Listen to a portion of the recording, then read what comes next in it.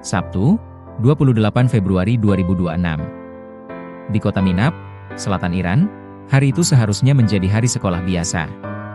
Namun, dalam sekejap mata, keceriaan itu berubah menjadi neraka di bumi. Sebuah serangan udara menghantam sekolah dasar Putri Syajareh Tayyibeh. Bukan hanya satu ledakan, tapi 3 hantaman presisi menghancurkan bangunan itu hingga rata dengan tanah. Akibatnya, lebih dari 165 nyawa melayang. Sebagian besar adalah gadis-gadis kecil berusia 7 hingga 12 tahun yang sedang belajar di kelas mereka. Namun kengerian tidak berhenti di sana.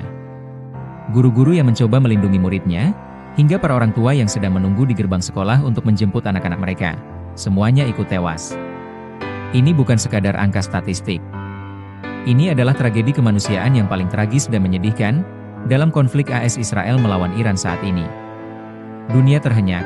Bagaimana mungkin sebuah sekolah dasar menjadi target dalam perang modern yang katanya serba cerdas? Segera setelah debu mengendap, drama politik pun dimulai. Did the United States bomb a girls' elementary school in southern Iran on the first day of the war and kill 175 people? In my opinion, based on what I've seen, that was done by Iran. Washington dan Tel Aviv dengan cepat mengeluarkan pernyataan bahwa mereka tidak menyerang fasilitas sipil. Mereka bersikeras bahwa target mereka hanyalah infrastruktur militer.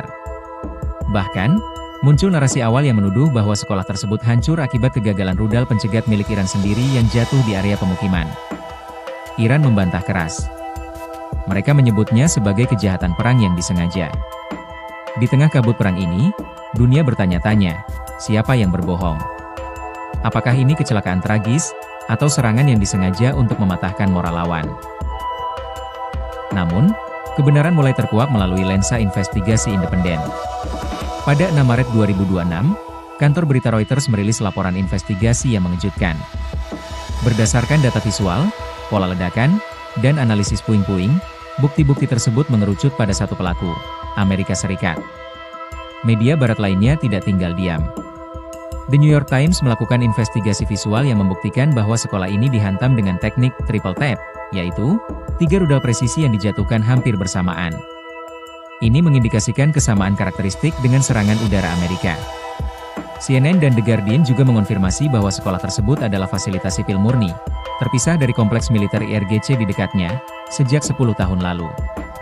Dengan desakan bukti yang luar biasa kuat ini, tembok penyangkalan mulai runtuh. Menteri Pertahanan AS, Pete Hegseth, akhirnya angkat bicara dan mengakui bahwa Pentagon kini sedang melakukan investigasi internal terhadap serangan tersebut.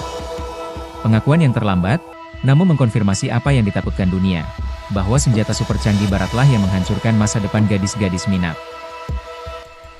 All I can say is that we're investigating that.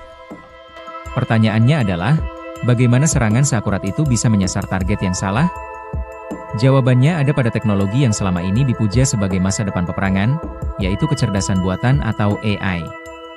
Dalam operasi Epic Fury, AS menggunakan sistem AI seperti Palantir Maven untuk mengolah jutaan data satelit dan intelijen guna menentukan target pengeboman. AI mampu bekerja ribuan kali lebih cepat dari manusia. Namun di Minab, sistem ini diduga mengalami kegagalan fatal. AI tersebut kemungkinan menggunakan data historis lama yang masih mencatat area sekolah, sebagai bagian dari basis militer, tanpa memahami konteks bahwa gedung itu sudah menjadi sekolah, lebih dari 1 dekade terakhir.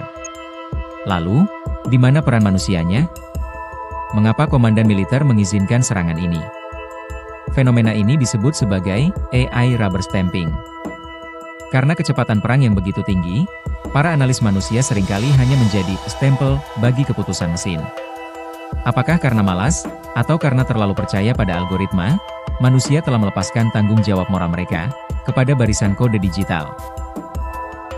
Tragedi ini juga diperumit oleh ketegangan politik antara Silicon Valley dan Washington. Sesaat sebelum perang pecah, pemerintahan Trump berselisih keras dengan Anthropic, perusahaan pembuat AI cloud. Anthropic melarang keras teknologinya digunakan untuk penargetan serangan secara otonom atau fully autonomous targeting karena alasan etika.